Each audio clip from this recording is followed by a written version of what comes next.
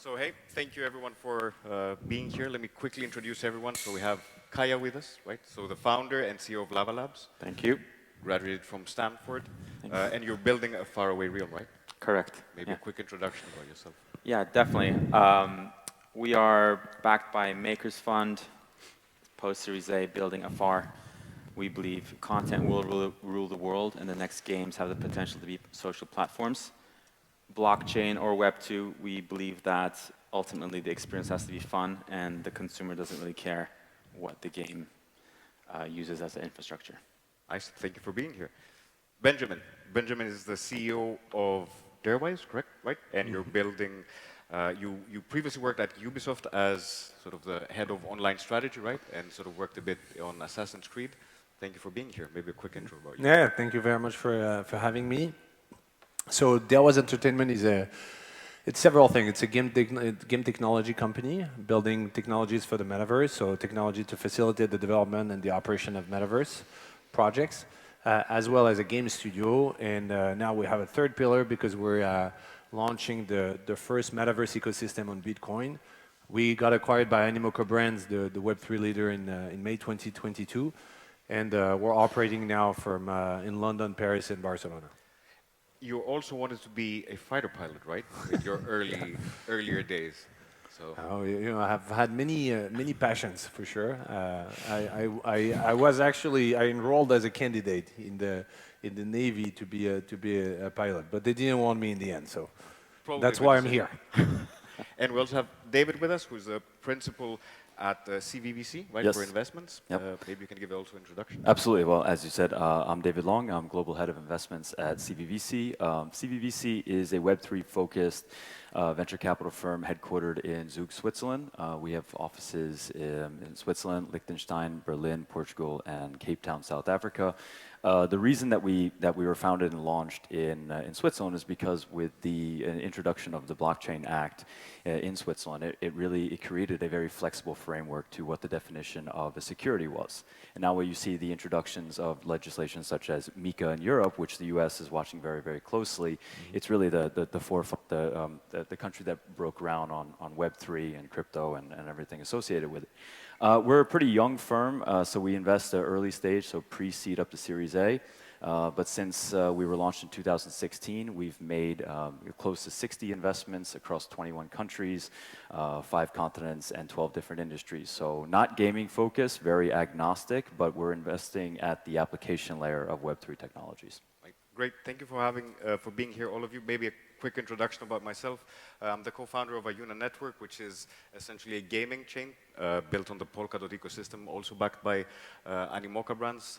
Have always been interested in gaming, and sort of the past 4 or 5 years, I would say, spent my time on infrastructure, which was quite an adventure.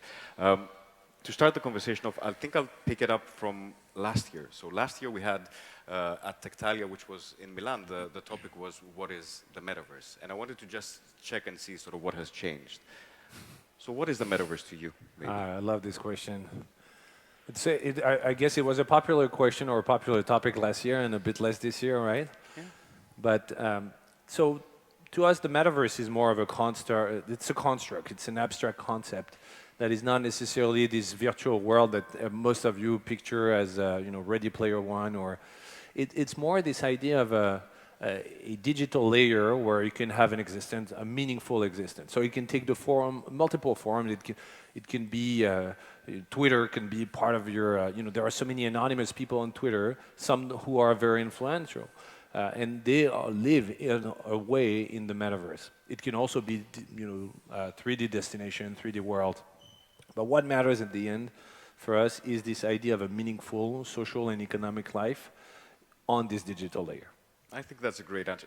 Kaya, is the metaverse a game? Because it seems that a lot of time we keep putting these two concepts together, but games are sort of based on a dopamine type of sort of experience. Yeah, I think the metaverse is Fortnite, and I think my definition of the metaverse is, can you do things that you do in real life? So the most basic thing is a transaction. Can I buy something? Can I, trade in something?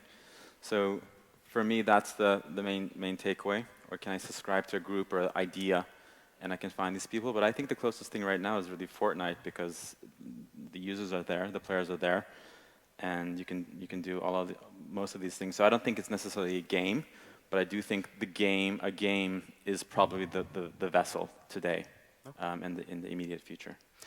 David, maybe from taking it from like an investment point of view, there's so many different metaverses being pitched. Is this still something which is interesting as an investment vehicle, or what is specifically that you're looking into? What I think, well, from our perspective, which general perspective, what I think is interesting about it is that we, on an everyday basis, I would say we spend about 30% of our time, and that's in a 24-hour day period, in the metaverse. And the definition of metaverse could be different things, but within the screen, and largely. From the Web3 perspective as a Web3 investor, largely that time is spent on Web2 platforms, so platforms that are centralized and own our data. I think what's interesting with the introduction of and the fundamentals of Web3 technologies is that this decentralized or open metaverse, it creates a very interesting user content created economy. And so it's going to be up to us where we decide where that goes, but that is, you can really lay on how things are going to be built from there. Nice. So I think that maybe transitions quite nicely into sort of this next concept of Web3 and sort of what is Web3 and what it means for us. I've written down in 2014 how this was coined. So this was coined by Gavin Wood, who's sort of the founder of Ethereum and then later on the founder of Polkadot, who said that it's a decentralized online ecosystem based on blockchain. But Web3 has changed quite a lot as a sort of what we mean about it today. What would be your definition of, let's say, Web3 for gaming, at least for the space that we are in? Web3 for me is connected to the idea of ownership. There is no Web3 when there is no ownership. So whether it's owning your data, and it can be your digital property right that we talk about very often, or any form of on-chain interaction that really makes you kind of a stakeholder of whatever economy, whatever network you're participating. So in the context of a game, for instance, the fact that you own your assets, that you own your items, and that they are truly your property, which means that it's not like when you play World of Warcraft and you have a license agreement with Blizzard that you can actually rent these items and the sword and the equipment that you have, but this time you really own it, and it makes you a stakeholder of this network, meaning that if the network is creating positive effects, you're benefiting from it, but you're also contributing to it. And that's a radically different way of seeing the whole value chain between the developers of apps or content and the users. Now we're kind of all in the same boat, all benefiting together, rather than this kind of a zero-sum game that we had before. Okay, I mean, that maybe answers the perspective of what it could mean for a user, right? That sort of this sense of ownership. Kaya, what does this mean, let's say, from a developer point of view? What does Web3, what does it open up for a game developer? Yeah, I believe everything, so I'll add to that. I think about distribution. So traditionally, for us to distribute content, we have to go to Samsung, do a deal, take 6 months to sign a deal, go to Apple, Google, You're good whatever. at making deals in 6 months with these guys. I'm not bad. But in any case, it's a new channel that is completely, it's company to consumer. And it's not really controlled by a single entity, say an Apple or a Google. And although the TAM is not there, the fact that you can directly access consumers and have a ownership relationship that's, for some it's that, for some it's social, that to me opens a completely new distribution channel, which I think is really attractive. And traditionally, you have to, normally in games, you have to pay and buy users. It's called UA. Yeah. So traditionally, UA costs can be anything from $10 to $20 or possibly more, depending on the LTV. However, with Web3, people have a vested interest. So you could actually take that cost and you can say, you know what, we can replace that with UGC or some other onboarding system where we're getting users, but we reach them directly versus actually trying to buy them. And that's far superior because then they're actually invested on their own and they make the decision. So the short version is I view it as a new distribution channel. Very nice. David, over the past few years, obviously everybody's either using the word Web3, now it's sort of turned to AI. from an investment point of view, what did Web3 mean for you, or what are you looking for in these companies that are saying that are building in sort of Yeah, this so space? I was interviewed a few months back by a German magazine, and they asked me and said, well, when is Web3 going to have its big ChatGPT moment? And I said, what do you think? Like, Bitcoin happened. What are you talking about?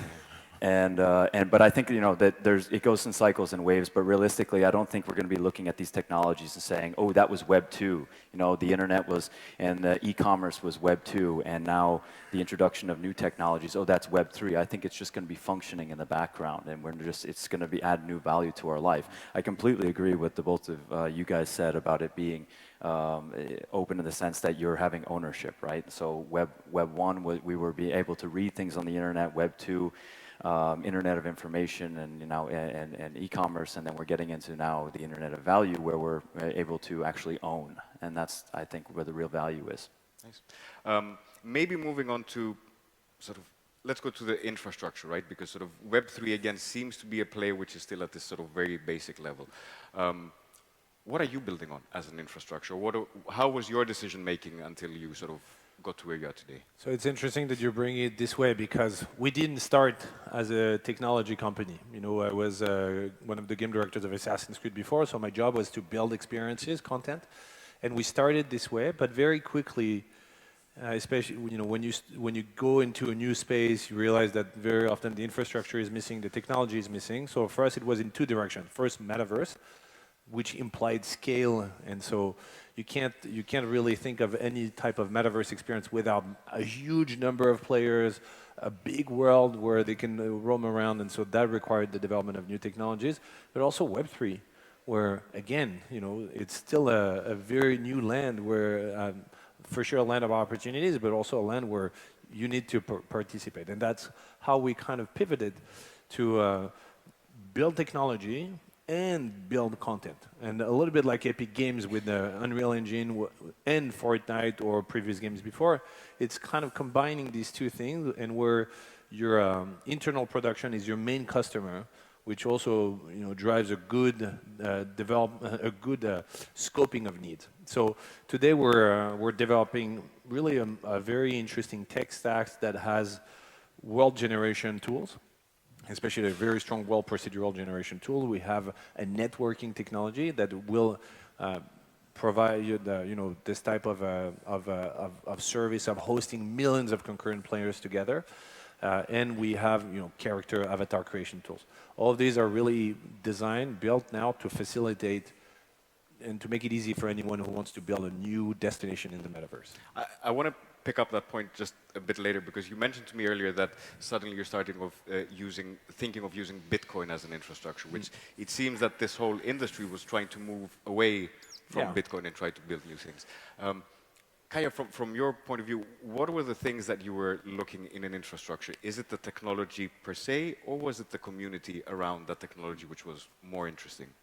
I mean, I said this 3 years ago. I always believed that it wouldn't matter what chain you're on or what infrastructure you're on.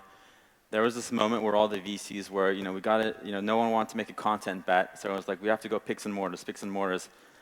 And now you have all of these infrastructure tools, you know, push button wallets and whatnot, and they're, you know, 20 emails a week from these companies. And like, I think for me, the main attractive point was that and I think this is a little bit forgotten, that you could do transactions. Like, you could buy and sell something. I was like, well, wasn't that the whole point of Bitcoin and Ethereum anyway? You could like move money and buy and sell things. So for me, that was the original interesting point, along with, you know, onboarding users. So today, I think we always believed, like, I don't care about any chain. I think any chain would ultimately be as good as the last game that was on that chain. It's almost like Netflix. You know, Netflix is as good as the last show on Netflix, and then, you know, HBO will have something great, and then everyone will go and watch HBO. So we always believed that. So we didn't really take grants or commit to a chain. We always built multi-chain, because ultimately we believe that the consumer, the player, wants a frictionless experience. So you don't care. You don't know if you have a MasterCard or a Visa in your wallet. Like, maybe you know, but most people don't know. So it should be almost like that. So a player should be able to come with whatever they have, whatever wallet, and they should be able to start the experience immediately, like with ideally 0 clicks, but most often less than 3 clicks. So that was the main attractive point, and I believe that should still be one of the most important parts, at least in the world of gaming, because the gaming is brutal. So players are brutal, and they don't tolerate bugs, they don't tolerate bad experiences, and they don't tolerate friction. So our primary job is to reduce friction and make the lowest possible barrier to entry to any transaction. And that to me was initially, you don't need a Visa, you need whatever, and Bitcoin or Ethereum facilitate that, or any other liquid token for that matter. I want to throw the question to you, but just a comment that I have on this because I see it the same way. What I always loved about gaming is that it has this ability to sort of abstract the technology completely from the end user and in that way sort of onboard whatever it is that we're calling sort of this mass audience or sort of new people. I think it can play the same role here in the blockchain space, right? That I'm not saying that gaming is the end goal, but it's probably the most likely application to onboard. What you mean is that it will be the driver of mass adoption. The driver of mass adoption. I agree with that. I believe Exactly. that. Exactly.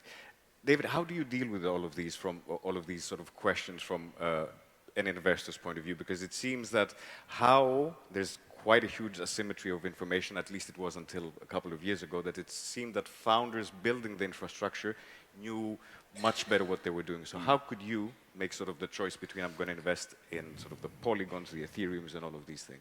Well, I'm really happy that you asked that question to follow up. Otherwise, I was going to say, let me touch on something that you said, because you're absolutely right. Most VCs at this moment, and I'm going to include myself in that saying most VCs, are investing in the picks and shovels or at the application layer, and we are. And the reason that we are is because we're not focused in one specific industry. We're agnostic. We're very early stage. We don't know how it's going to develop. However, what I would say is please remember that it is an 8 to 10 year investment horizon for our fund.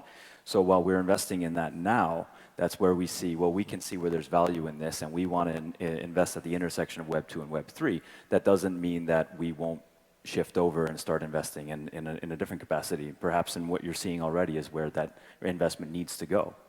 But as a firm, we've actually we've made very few investments into tokens or into protocols, and none of them have been. I mean, we've made investments through our balance sheet into liquid tokens, but everything has been into the equity of Web3 projects building at the application layer.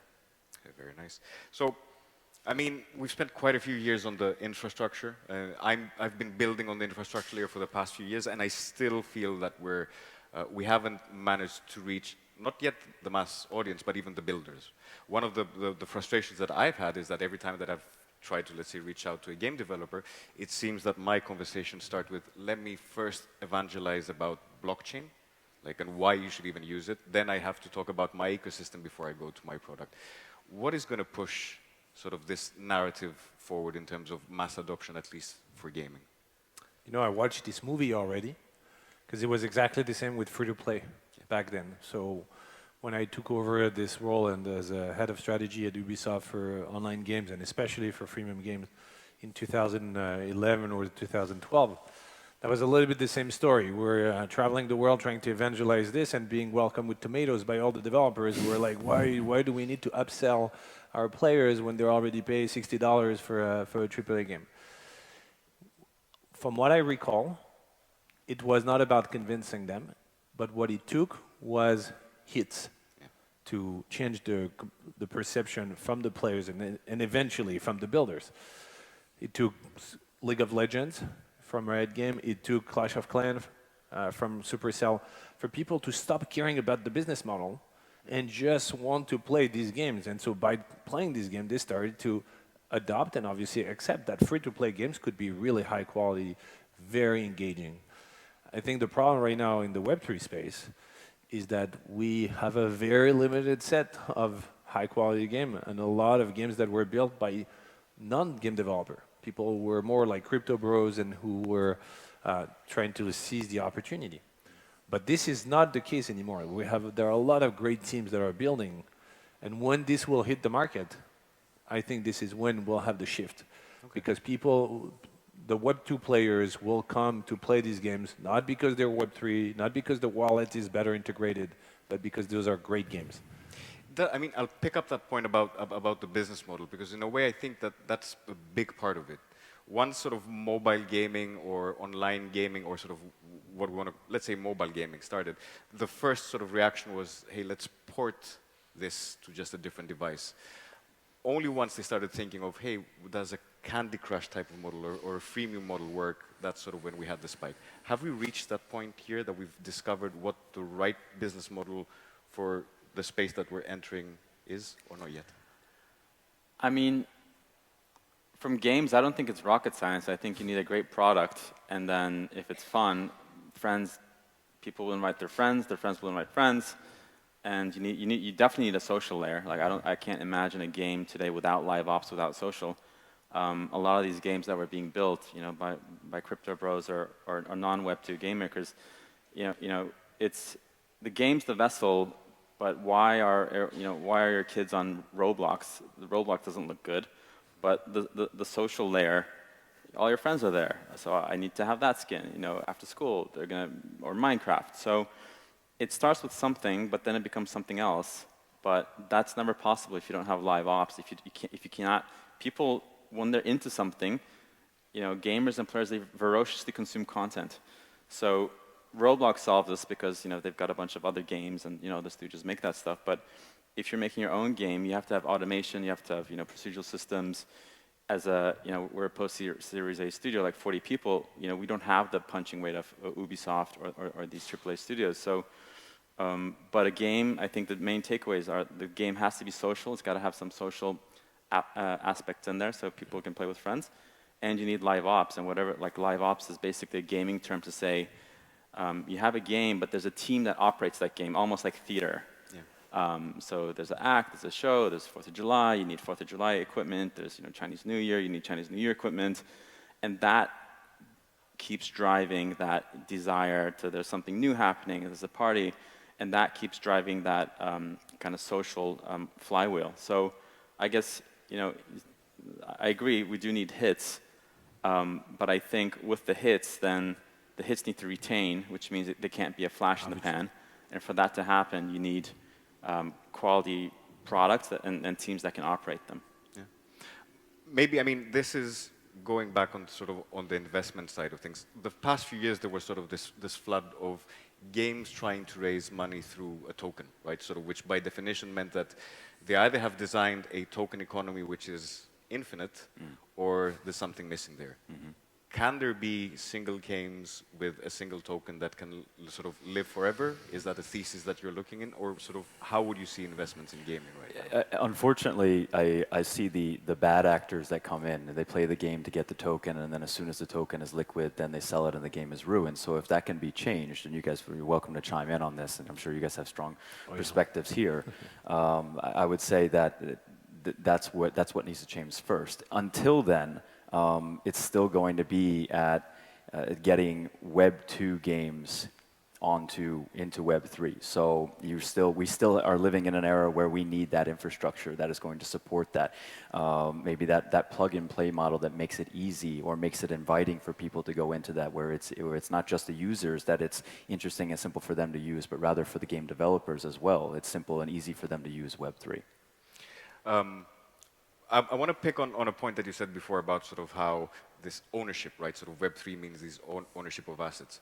But one of the discussions that quite often goes with it is this idea of cross-game assets, right? That I'm going to be able to take my avatar, my this and that, and take him to different worlds, right? We've seen it in Ready Player One as a movie. Is that a plausible future? Because so interoperability described this way looks more like a fantasy right now than a reality. Because for so many reasons, of course, there's the technological reason. Game can be built on different game engines, so this is already a problem. But even within the same game engine, so if everyone is using Unity or Unreal Engine, the graphic pipelines can be completely different, and so my asset will not work in your game. The second thing is, of course, game design rules. I can't come with my sword in your sci-fi game and get damaged by everybody. So, anyway, all this to say, there might be one day where projects are really actively collaborating so that you can transfer assets from one game to another. Like technologically, the asset storage, that's easy because it's on the blockchain. So it's a shared database. So that part is easy. But it's everything else on the client side, the gameplay, etc.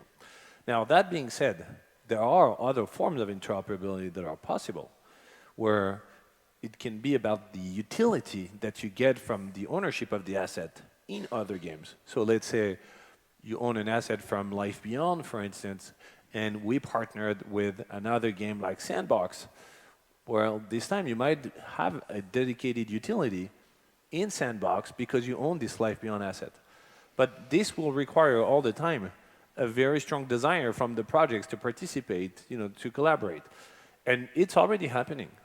But I think what we need to remember is that Ready Player One is one single game world. So it's more like Roblox, it's more like Minecraft.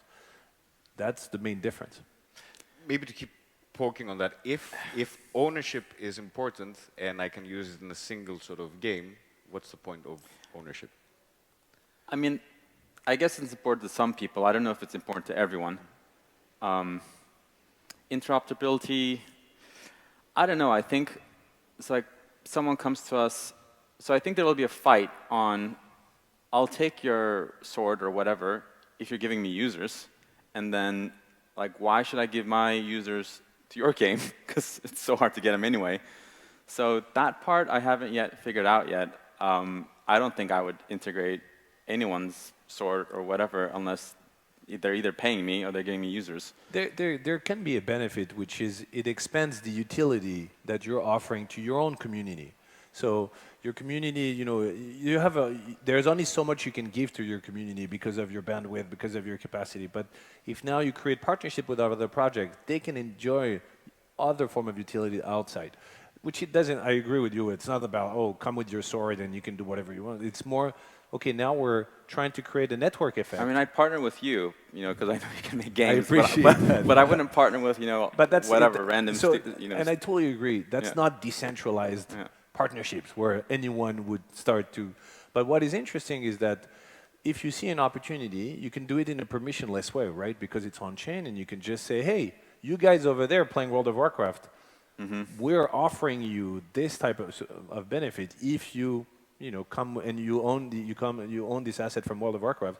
In our game, you will get this and this. You don't even need a partnership with Blizzard in this way. So there are still some interesting experiences that can be. To add to that, there are a bunch of these NFT communities that Azukis or whatever, like all these things appeared, and they do have some sort of a community, but obviously they can't make games. And I mean, they're hoping to, but well, yeah. Let's be realistic. So, so a lot of them have these player bases, and they would love to host an event or do something or have skins. So that could be an angle. But I think it might take too long, and Apple might do it or Facebook might do it and say, hey, whatever, Facebook avatar, integrate and have 10,000 users a day. And then at that point, the show's over. Yeah. So, I mean, I guess you get pitched about interoperability all the time, but you see sort of when we get to the application layer, it's not that easy. How can you judge sort of this whole interoperability as an investment thesis for your side? We're not coming in that early, so we're basing it off of community traction, not revenue, not at that early stage. I mean, it's maybe some other industries, some other use cases, but in this, it would be a matter of what is the founder or the founding team's ability to scale this and get users onboarded and create a community around this in this decentralized fashion. So that's what we're looking at first. Beyond that, it's still too early at this stage. Okay. Before I go to questions, I want to go back to a point that you said that. So I think the first application on the blockchain was Bitcoin, right? Sort of digital money, whatever we call it right now. And now you said that you're going to try and use Bitcoin sort of as the layer one of sort of the experience that you're building on top. Everybody criticizes it that it's slow, it's centralized, it's maxis, but it's still it's not centralized. At least it's overly decentralized, which is probably the problem for some. So maybe give us a bit of an insight of why you're making that choice, or how you see it as a potential sort of. Yeah, I think there are a lot of entrepreneurs here. Sometimes you take crazy bets, crazy gamble. Okay. In our case, we see a lot of really good reasons. Blockchain is the prestige chain. You know, it's where it all started. It has a very strong culture, a very strong value proposition. But it's true that it's absolutely lacking of all of the infrastructure that you already have today on Ethereum in this whole ecosystem. But this is the largest liquidity ever. $500 billion worth of liquidity, which is more than double Ethereum. This is where you have the largest number of users, 44 million wallets. And right now, a community that started in February, a new movement called Ordinals, which is a new development on blockchain that allows to inscribe and to basically have NFTs and on Satoshis, exactly. And so it's a whole new chapter for Bitcoin that has started several months ago. So, you know, it's a fantastic energy that is being deployed over there, and we just wanted to participate to this. I think also, you know, things are also about timing, and right now there are a lot of opportunities for people to join the Bitcoin ecosystem to build things. We're looking at it too, actually. Okay. Yeah, So unconventionally. we're totally spending some time next week in Amsterdam. Yeah, definitely. Maybe we can open up the questions to anybody here.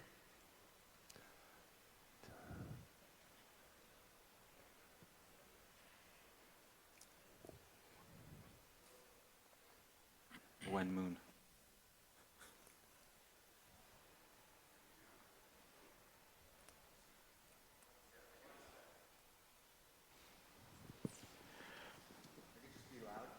You can just be loud.